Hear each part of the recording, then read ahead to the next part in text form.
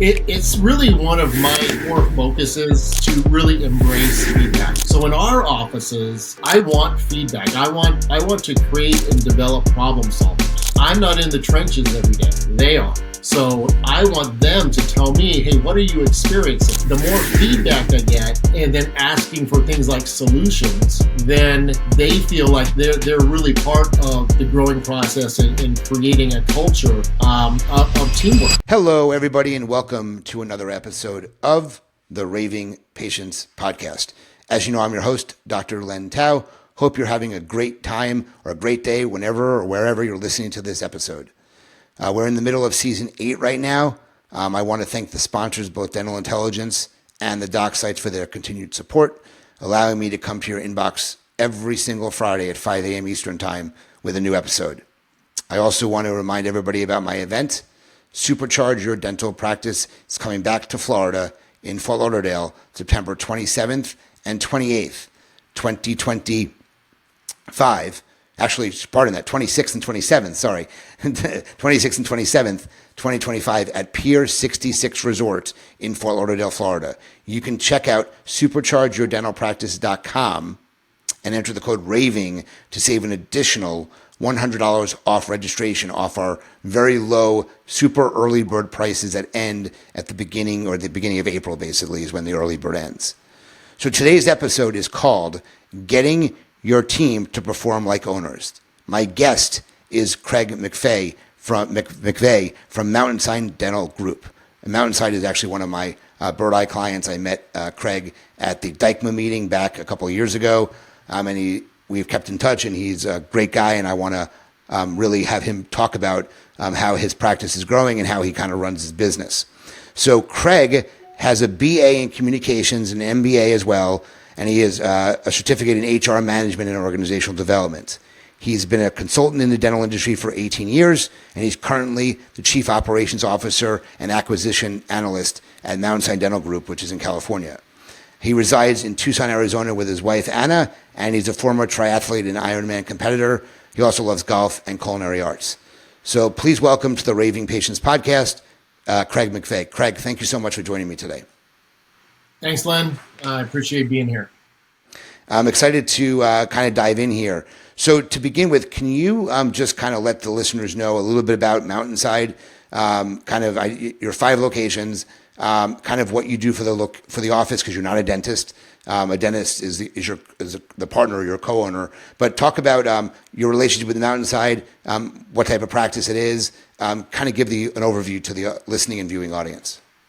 Sure. I started working with Dr. Steve Wolfram back in February 2018. He was actually a client of mine when I was working with Quantum Leap Success in Dentistry, which was a consulting firm owned by Dr. Mike Kessner. And right around, we had great success in growing his single office. He had one office, and he'd had that office since 2004. He still has that office. So around 2019 or early 20, we went to a seminar together, and really it was about looking at doing multiple locations. And, Steve is a very astute business guy. He has some other businesses that he's invested in, and said, what would you think about doing multiples, and would you come along on that journey with me as a COO, and let's grow this thing. And I said, sure, let's do it. It's been a lot of fun. We have been growing, I think, smartly. It's not a matter of the number of offices we have. We kind of grow smartly so that we focus on each office and grow the offices. So now we have 5. They're in Southern California. Our latest one we just acquired right over Christmas. So we're working hard on that office. But they are run very much like private offices. We have Steve and myself and his wife, Chris, who are basically maybe you would call it the executive group. But we love our offices, and we're having great success there. Well, that's great. So what made you, I'm just curious, just from a career perspective, you were working with Quantum Leap, which is Mike's company. You obviously were helping practice grow. What made you decide, hey, I want to go out of get out of the consulting business to some extent and join a dental practice and help that grow? What was the impetus for that? Well, Quantum was when Mike Kessner was acquired by a big DSO. Eventually, the consulting firm was closed. So I went out on my own. I was luckily able to keep my own book of business. But the way that dental has been changing, I was really excited to get into the multiples and how dental is consolidating. So I mean, if you look at kind of my, I've taken some strength assessments and those types of things, and my number one thing is I'm a perpetual learner. So I enjoyed this learning curve of multiples and having multiple offices and growing a dental business, not just one practice, but a big dental business. So it's been a lot of fun for me. I still have private clients. I still do some advising for some other companies in the dental space, but this is my primary focus. Got it. No, that makes sense. So let's dive into some of the content that we wanted to talk about. So one of the first topics was data transparency. So can you kind of delve a little bit deeper into that? I'm curious what you mean by that. Yeah. So part of our culture that we even started with back, and even when I was working with Quantum Leap, was developing a team culture and getting the best out of your people, and that is part of our core values when we come to Mountainside Dental Group. Is we want to function as a team, and not just as a team within the walls of a dental practice, but we function as a team, encompassing all 5 offices. So where does that start? It really starts with transparency. And data transparency is something that we promote all the time. And what I mean by data transparency is we use Dental Intelligence Analytics platform. I love that platform because it's very user-friendly. It's very intuitive. It's not an admin or a COO tool. It is a team tool. And we want our teams to know and understand how the offices and their office is performing. So we share benchmarks. We share our goals with them. We do monthly reviews with our teams. We want them to be on board with training with Dental Intelligence to learn different tools that they can use. And the idea of using those tools, Len, is it going to save them time? Is it going to allow them to grow the practice reasonably? They understand what KPIs are, key performance indicators, and what they're responsible for, and what they should be looking at, whether it be for visits per month, whether it's, we focus a lot on the success of case presentation all the way around, from treatment plan acceptance to dollars accepted. But it's important for them to understand what we're looking at, so that when we're speaking to it or trying to affect it in the practice, they understand the why behind what we're trying to do. Part of this, too, is to keep them learning. If people are learning and they're growing, then obviously they feel a sense of accomplishment and they feel like they're part of the team. Because we're growing. The company is growing. And it's great that they can feel part of that. So you mentioned Dental Intelligence. Obviously, they're a sponsor of this podcast. We're both very aligned with them. We both love their product. Mm-hmm. I use them in my practice. I refer a lot of business to them. So shout out to Dental Intel for that. Can you talk about, you mentioned KPIs. A lot of people listening, their CPA or their consultant, if they have one, maybe recommending other KPIs. What are the main KPIs that you're looking at to really look at the performance of the practice? The main ones are, well, there's so many of them, but the main ones are definitely case acceptance and treatment plan acceptance. And there's a few metrics in there that we look at. What's the percentage of treatment plans that are actually being accepted in whole or in part? How many exams actually are the treatment plans as a result of exams, right? In other words, the diagnostic part of it. We do focus in on average size of treatment plans in terms of dollars, because each demographic in each area is different. We don't want to overwhelm patients with large treatment plans, unless they're in an area, one or two of our practices are in a more affluent area, so the healthcare spend is a little higher there. Um, and then we want to look at the dollars accepted and versus the dollars presented, and that can roll into things like, are we helping or assisting patients in being able to afford treatment? Are we utilizing our membership plans? Are we utilizing our third party financing options that we have for them? Helping patients to accept treatment. So that's all under case presentation or case acceptance. One of the things I love about the analytics with DI, and the team also keeps an eye on this, is, are we keeping the schedule full? How are we doing with our percentage of hygiene reappointment, right? In other words, how many patients that are coming in that day are getting their next appointment before they leave, right? That's hygiene reappointment. So that's another metric we look at. Always cancellations and no-shows. We want to keep an eye on that.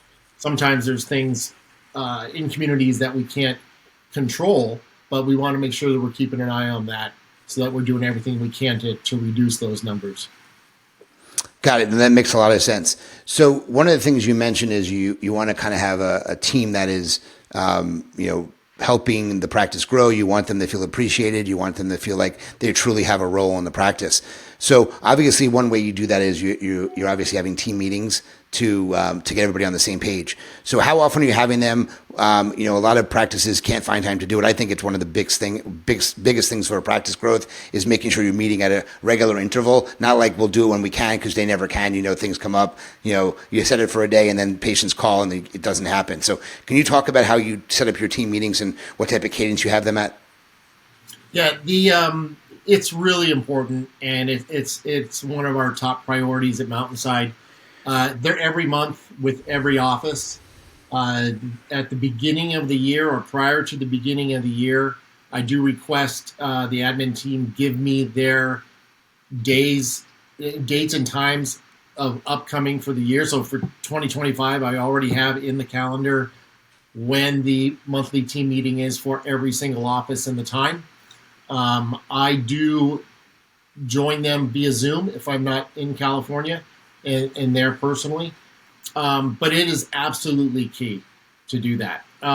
Some keys about the team meetings, and I run into this too as a coach or a consultant, and really letting clients know the importance of team meetings. It's a dental team is a lot like an NFL football team, right? There's different teams within the team. But the most important thing is here, NFL teams, they practice 5 to 6 days a week and they play a game on Sundays. A dental team is in the game 4 to 5 days a week and they never practice, right? So taking that 45 minutes a month is what our team meetings are, 45 minutes a month, really pays off. And some say, well, I don't want to lose that productivity. Trust me, you're going to gain a lot more productivity if your team is getting together 45 minutes, during a month. We do have some things that we do. We make sure there's an agenda for every meeting. We definitely start on time. We definitely end on time.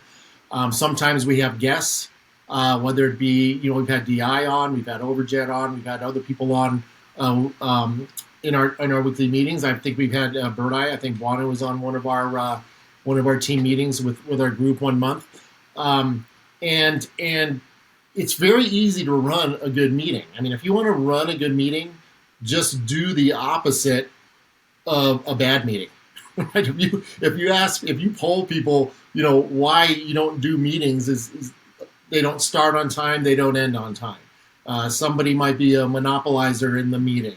They don't have an agenda. They don't follow up on. They talk about things, but there's no follow up. All you got to do is do the opposite of all of those things, and you can run a really good meeting. But we have them every single month for every office, and it's already scheduled for the year.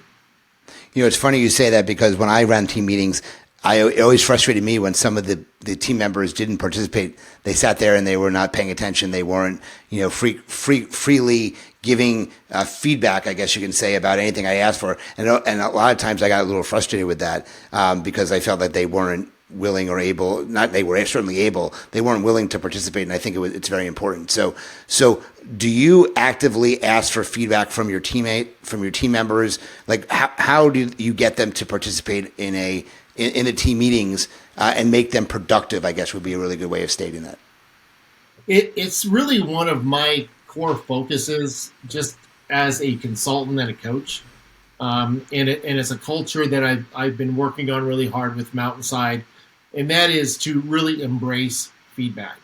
This is where it's born. I'm not a clinical or a clinician when it comes to the dental industry.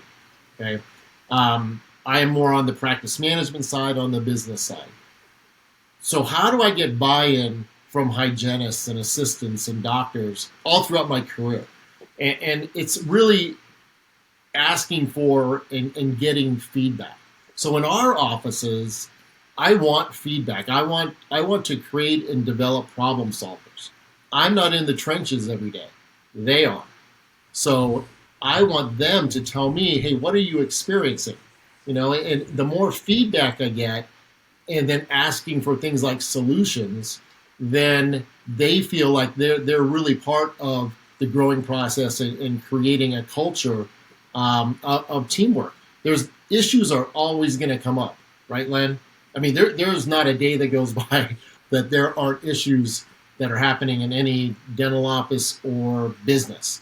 So in order to understand the issue or get to the root of the issue, we need feedback. You ask why, you ask the question why a lot of times. So get into the root of the issue. Get feedback back on the best way to solve it. I've used many times specific team members to solve issues or champion initiatives, okay? Because I trust that their feedback and them working in the business or in the office would warrant that. If we do beta testing of new types of product, services, IT types of things, I'll have my team beta test them. Okay, I might bring it to the table, but if it's not something that's going to work for them, save time, I get that feedback from them. That's not something we're going to implement. So if we are creating a culture where I'm welcoming feedback, they can text me anytime they want, they can call me anytime they want, then we are creating, again, a team ownership mentality for how the offices are run.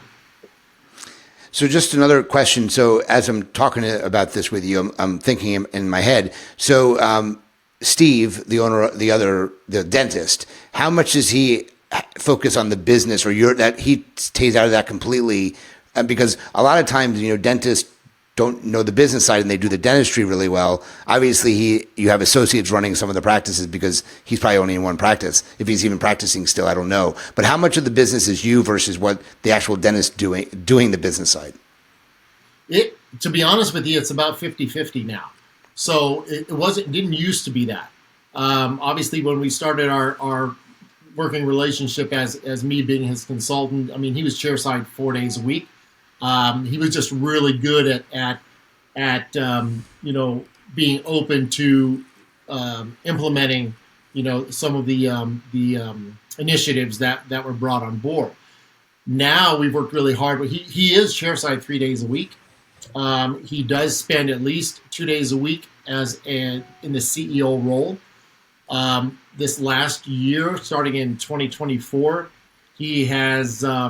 We have got him to the point where he actually does more mentoring and feedback with the associate doctors. He has monthly calls with the associate doctors, and they discuss things like cases. They discuss things about where the associates want to go and grow. They do discuss the associate 5 KPIs that they have that are assigned to him. So he's very involved in the business side. Even though I'm in Arizona, we talk probably half a dozen times a day. We have strategic meetings. I'm out in California at least once a month, sometimes twice a month. So he's very involved, and our associates do not manage our locations. We ask them to focus on dentistry. Okay, we have the teams run. This is kind of how this all came up, right? And I mean, our 2 biggest offices do not have office managers. Okay. Our philosophy is a team-run office. So, and the associates are part of that team. So where you have sometimes DSOs that want those associates to be leaders, we want them to focus on patient care. But they do have a platform and a forum for feedback. They talk with Steve every month. I talk with them frequently when I'm in the offices. So I believe that we have, and Steve's done a good job of really stepping up in that CEO role. Got it. No, that makes a lot of sense. How are you? Obviously, you made a comment that you have certain team members that you focus on to do certain tasks in the office. How do you develop them? How do you pick them out? How do you decide that? Because a lot of times, some of the team members are stuck where they're not using their full abilities, I guess you can say would be a great way to describe it. How are you identifying and developing your key team players to do better in the practice and help the practices grow? Well, we identify key team members in each office, and generally they kind of expose themselves. These are the people that are, loyal to the office. They're always stepping up and stepping in, and every office has these types of people. And so what I do is I get together and I put together what's called a key team, and it's just one or two people from each office, and we might meet every other month on a phone call. And what I try to do for them is give them some, not dental types of things to learn, but more leadership management types of things to learn. They're currently, we kind of have just started this kind of, if you want to, lack of a better word, book club. I wanted them to dive into the book, How to Win Friends and Influence People by Dale Carnegie. What I believe is one of the best books ever written and still used across the world on working with people. I've been mentored. I have a great mentor and good friend, J. Brad Britton. His thing was really about, if you really want to be effective, you have to make the people around you the best they can possibly be, right? And if you're focused on that, then you're going to have some great people on your team. So we do have key team members that I look to, that are really what I feel and what Steve feels are natural types of leaders, people that people kind of gravitate towards. They're not afraid to make decisions. They're not afraid to give feedback. Our key team will grow this year, I'm sure. We will add some more people to that. But it's just an opportunity to really develop people who want to be developed. By the way, it's 100% voluntary. Okay, we don't pay them anything for that to get on an extra call or something. But we just see potential in them, because as our organization grows, we want the leadership and those types of things to come from within our organization. So one of the other struggles that organizations have is keeping team members, okay? Long-term team members who really want to, they're embedded in the practice. They know how important they are. They don't call up a neighboring dental office and saying, hey, I'm looking for a job, and come back to you and say, hey, somebody offered me $10,000 more. What are you going to do? And then you're forced to either pay them or they leave. So can you talk about some ways that you are really good at keeping employees in the practice? I mean, do you share the wealth? Talk about some of the things that you do. Yeah, it's harder and harder, Len. It really is these days, post-COVID, as you know. It's really a challenge. We do have a profit sharing program, and this was something, again, when I was a consultant with Michael Kessner and Quantum Leap. It's something that we promoted and actually did for all of our clients. So obviously it's something that we did with Mountainside when I first started working with Steve. And it is an incentive program, but it is an actual true profit sharing program. Meaning, at the very, the basic of it is if the company is profitable, okay, and what we mean by profitable is that expenses are paid, overhead is covered, there's a bit of actual profitability already built in to the company. But then we have a baseline over that, and if we're in that area, then we'll share a portion of that with the team, and it's on a monthly basis. Some of our smaller practices have hit it a couple times. We want them to be hitting it all the time. No practice hits it all the time. But it is very much, it's very tied to performance, meaning if they're doing well and if they're following systems and if they're promoting the office, if they're really focused on working, like they say, smarter, not harder, then sure, they can earn more money but it's all based on performance. It's not a bonus. It's not a gift. It's not something like that. And they know it's out there. We're very transparent again with it, how it works, how it's analyzed, how we come up with these numbers.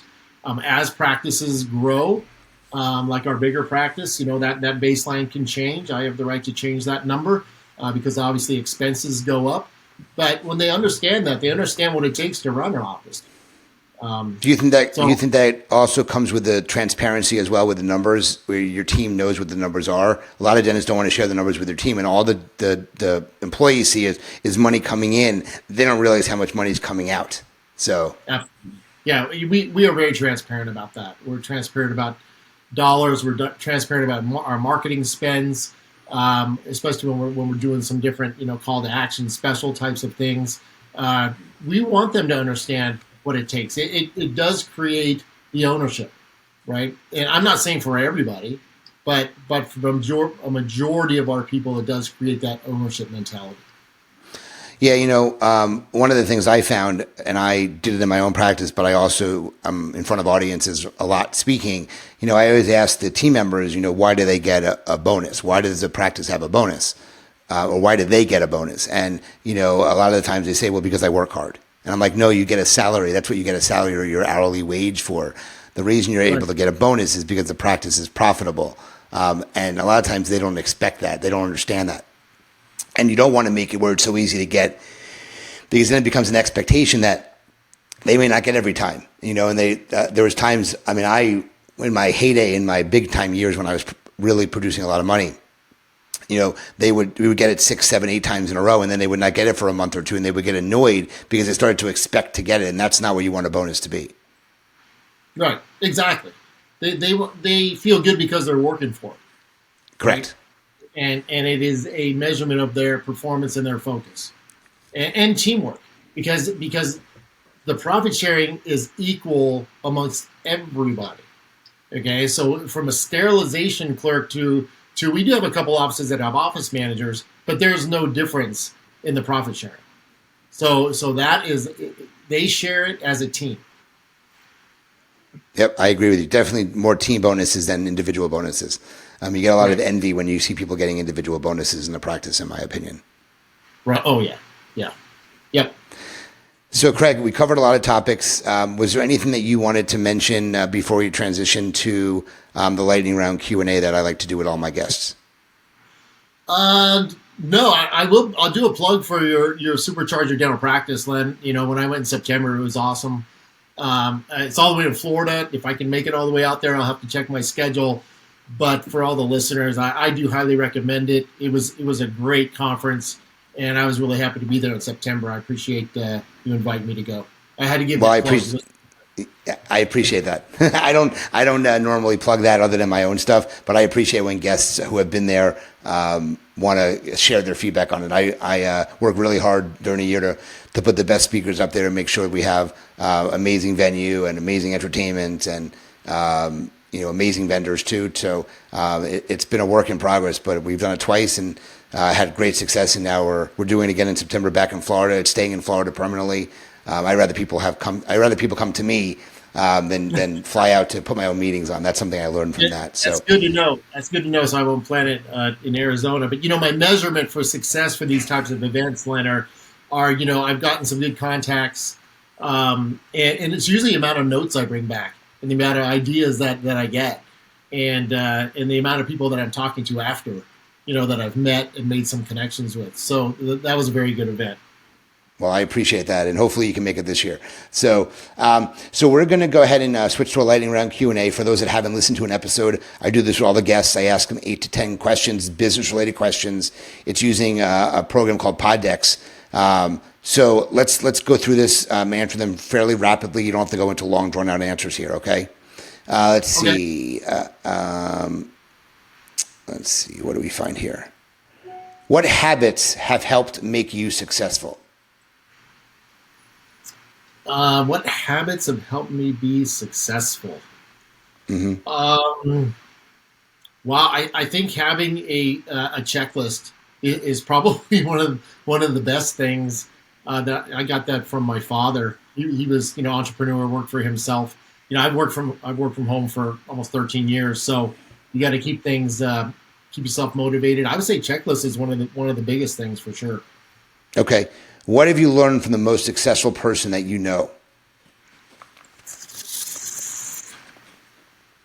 Be successful at building relationships. Okay. If you can take a class to learn anything that you wanted, what would it be? Oh, this won't be business related, but I I love cooking, and so does my wife. Any kind of cooking class would be great. Got it. What has been your approach to marketing? So let's talk the business side of things. In the practices, we didn't really talk about marketing, but what has been your approach to marketing for the practices? Well, it's a work in progress even still, Len. It's trying to working with someone that can keep up with all the nuances, first of all, on the digital marketing side is one. The other thing is finding out all of the other different campaigns that you can do outside of that, so you can put together a nice package of marketing for individual locations. It's not a one and done type of thing at all. Steve and I are still learning about how to put together and how to have the right combination of marketing for our locations. We've been successful in some. We're still working on others. I'm still learning. I still constantly talk to marketing companies about that. So it to me, as a perpetual learner, I'm still learning that. Got it. What is the smartest investment you've ever made? Oh, buying my first home. Okay. I think you mentioned this already, but I'll ask you again. What business-related book has inspired you the most, or what's your favorite book? Yeah, it'd be How to Win Friends and Influence People by Dale Carnegie. I figured that was the answer there. So how do you define success? I'll go back to original answer. I would say by the relationships that I've built, and the long-term relationships, and that could be either business or friendship-wise. That to me is a measurement of success. Okay. What profession do you think is the most undervalued today? What profession? Wow. I would say, just because it's more of a personal thing too, I would say veterinarians. Okay. Yeah. When you were a kid, what was the first thing you wanted to be when you grew up? A professional basketball player. Okay. Describe Mondays for you in one word. Busy. I knew that was going to be your answer. I asked this question to everybody, so I'll ask you. What is one subscription, either business or personal, that you cannot live without? It goes into both, and that would be Amazon Prime. Okay. That makes a lot of sense there. So, Craig, that was great. Thank you so much for participating. If people have any questions, they want to kind of pick your brain to find out more about how you run the business side of Mountainside, what's the best way for them to get in touch with you? They can simply email me. I think I submitted my email address. They can email me. They can call me, text me. I'm very open to having conversations. I feel like part of my success has been the network of people like you and other people that I've met, and just in having casual conversations, I feel very comfortable reaching out to you, a lot of other people when I have questions about things, and I really appreciate that people give me that time, and so I will offer that I make that time. I've talked to many people about different things that we do things uniquely, but that's okay, and it doesn't cost you a dime to reach out to me. So I'll share your email because I wanted so they can write it down versus just look at the show notes. So it's ctmdent, ctmdent @gmail.com. Correct. Okay, good. Okay, that's Craig's email. And you're also on LinkedIn as well, correct? Yes. Okay, perfect. So, Craig, you were great. This was great information. Guys, if you like the episode, please share it. Please tell your friends about it. Please review us. Please like it. Please subscribe. Do anything you can to the episode. I would really appreciate it. If you listen to this and you wanted to learn more or pick Craig's brain. He gave his email, reach out to him. I'm sure he'll be able to assist you. Like he said, he reaches out to people all the time for assistance, and he's kind of giving back here. As I end every single one of my episodes, remember, your reputation matters.